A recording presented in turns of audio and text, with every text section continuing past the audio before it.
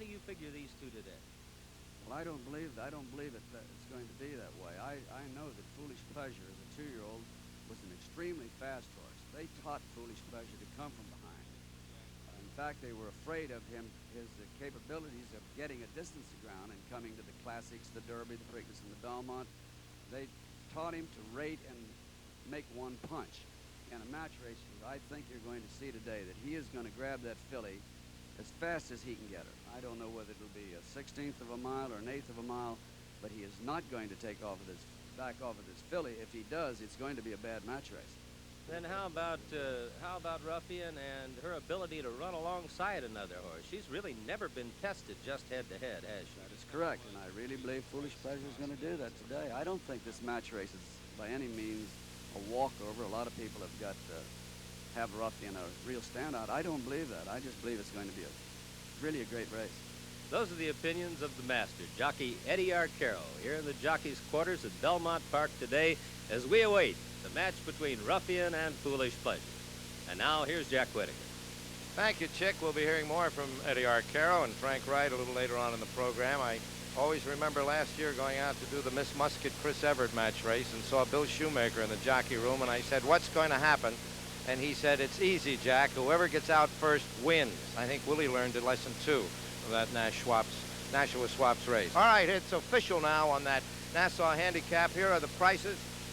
The winner, Queen City Lad, paying $16.26.60 and $4.80. The second horse, Proper Bostonian, $7.80 and $5. And the third horse, Fireman, paying $4.40.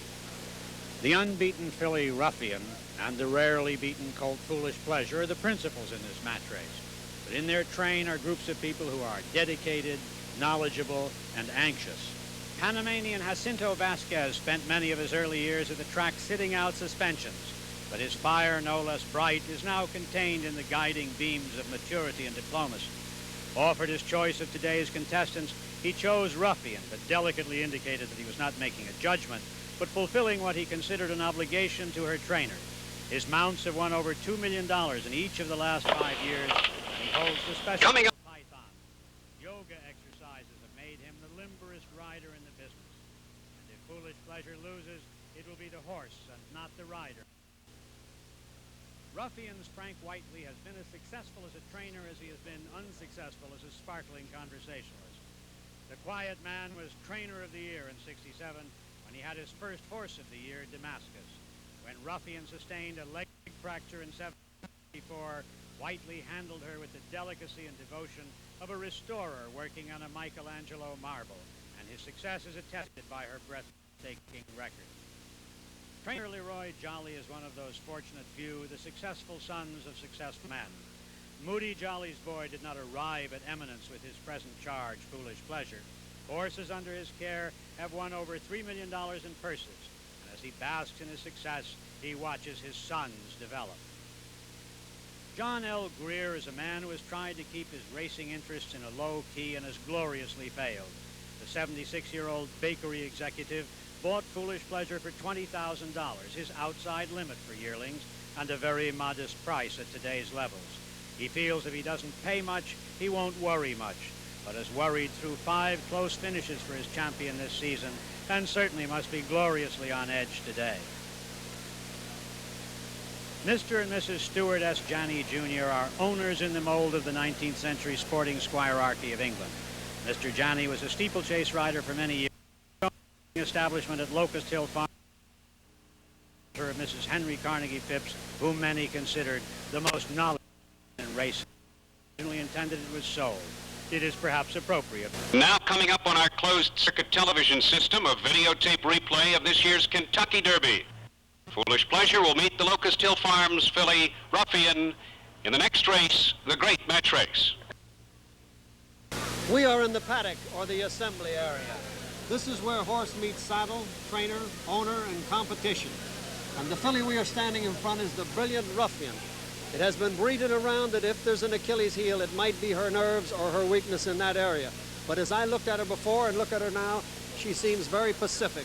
How about you, Eddie? Well, I haven't been around her much, Frank, but I heard that she was a nervous type of a filly. She's so cool now, it's unreal. Has she always been this way? I think that this is perfectly normal, Eddie Arcaro. I think that she's got a class, and it is denoting and showing itself now. You can see, Eddie, you know this badge of the New York horse. She's wearing hind rundown bandages, about the only additional equipment that she has on, and I think they use them a lot in your days around here. Ladies and gentlemen, a reminder that following the 9th race this afternoon, our closed-circuit television system will carry the 1-hour program broadcast earlier this afternoon on the CBS television network. For your convenience, while the traffic clears, enjoy the CBS coverage of the afternoon's activities here at Belmont on our closed-circuit television system immediately following the 9th race. Vasquez, when he rode her, rides her, never even cocks his stick. Would you show them what I mean by that? Well, actually, you have your stick this way, and you put that way to get it in hitting position. But Vasquez, for some rides her with so much confidence, I don't think he ever cocked it. He never seems to cock it at any part of the journey. Complete confidence. Coming to Foolish Pleasure. This will eventually, in a few moments, have blinkers put on. He wears blinkers. Ruffian does not. He's trained by Leroy Jolly, who you see standing there beside him, and ridden by Braulio Baeza. Lee, once again, can we wish you luck? Your horse is completely pacific and quiet in the paddock. He's been through all this before, and he doesn't know there's only one other horse. Well, we wish you the best of luck. He is very quiet in the paddock, Eddie. Frank, he's been through the wars. He's running the Kentucky Derby, the Preakness, the Belmont, and believe me, if he could have made it through them hassles, I'm telling you, he's been there. Well, you know what that kind of paddock is like. Eddie Arcaro just mentioned that the paddocks in some of the places you've been are very tough, and he seems to handle them with tremendous aplomb. He's a very quiet, calm horse, and that's been a big plus in his favor. He doesn't give it away, and he doesn't wear himself out. Well, good luck to you, Leroy. He certainly does look the calm warrior, does he not? Eddie, the weight that this horse carries, 126 pounds, is, of course, not all Braulio Baeza. Can you drop the stick and show him just what it is? Well, let me see if I can say this fast. This is a pad that goes over the, or underneath the saddle, by the way. This weighs 1 pound with pockets in this pad to slip in. And, of course, you can add as many of these as you want. And they have to do that to make the 26. And that applause, of course, is as Ruffian goes out here, and as Foolish Pleasure steps out in front of us, we go to Jack Whitaker.